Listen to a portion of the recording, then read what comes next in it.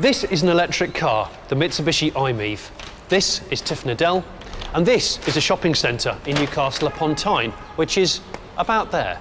Our mission is to go from here to a meeting with actor and electric car evangelist Robert Llewellyn at 4 p.m. tomorrow. There are now more public recharging points in the UK than ever before, so this challenge will help us find out if electric cars are finally viable. Normally, the journey would take 5 hours, but in an electric car, it's not that simple, as we were about to find out. The Mitsubishi Miev costs a staggering £38,000, but the fact the Metro Centre car park lets you charge up for free is some consolation. How does it feel? Smooth. Our 300-mile journey had begun quietly. Theoretically, the Miev has a maximum range of 100 miles, but every time you decelerate, braking energy can be used to top up the battery pack and thus extend the range. Down this hill now, as soon as I lift off... Can you really feel it digging? It's gone to charge. And with just 64 horsepower to play with, Tiff's racing driver mentality found other ways of conserving energy. Well, you want to brake now. We only got drum brakes on the back. Carry momentum through. The beat is holding Tiff. on. We're going well. It handles well through the roundabouts. And there.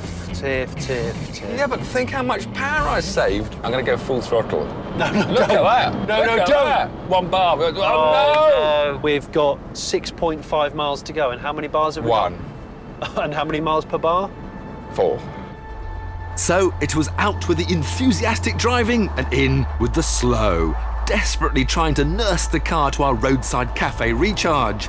Every yard counted. No, don't. Oh, God. We've just pulled out in front of a car. We made it, just, and took immediate advantage of the free juice on offer. We worked our way through various fry-ups as it took 6 hours for the lithium-ion batteries to get back to full charge. The next stop was 70 miles away in Sheffield, but it soon became apparent that driving with the lights on was sapping much-needed power from the batteries. We weren't going to make it, so pulled off in the hope of blagging a top-up. Have you got a plug? He did. The kindest security guard in Yorkshire topped us back up to 4 bars in just over an hour. But within minutes, disaster struck again. We're being followed by the police. Yeah, we've just been pulled over by the police. Hi. Hello, you all right? Yeah, I'm good, thanks. Just a bit suspicious, that's all. Well, I've got a surprise. I do have to tell you that you don't have to say anything, but it might harm your defence if you don't mention now something which you later rely on in court. Driving suspiciously meant I was asked to produce my licence within 7 days, but that was just a minor inconvenience compared to the next problem. While we were sitting there waiting for the policeman, I left the lights on and the indicators on and everything on, and the car has used energy. We're now almost back to the same kind of traumatic situation as we were before because we've got 3 bars of energy left.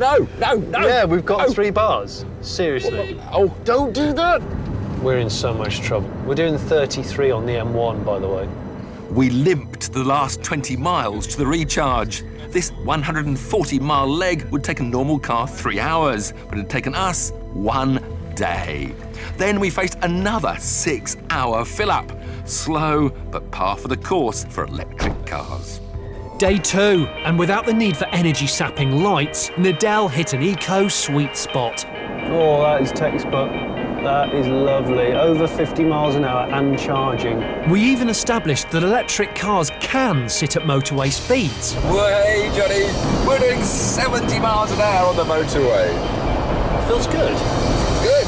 But our optimism was short-lived. Real-world driving hadn't got anywhere near the claimed 100-mile range. Test before use.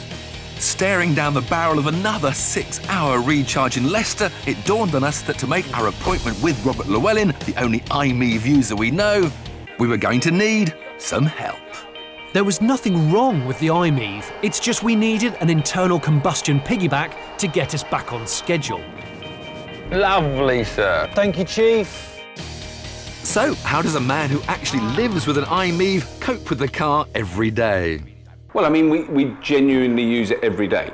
Electric power generation is so much more efficient than burning petrol in a car, and the electric motor is so much more efficient. 80% efficient motor in your car, 25% in the most super eco greenwash petrol or diesel Yep. car. 75% of that stuff you're pumping in is wasted. That is stupid old technology. It's just this recharging.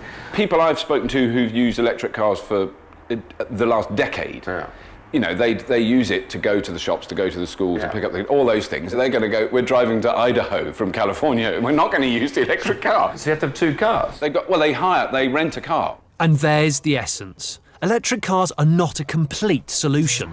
They really only make sense in a city environment where the limited range is less important and a lack of tailpipe emissions cleans up the local air.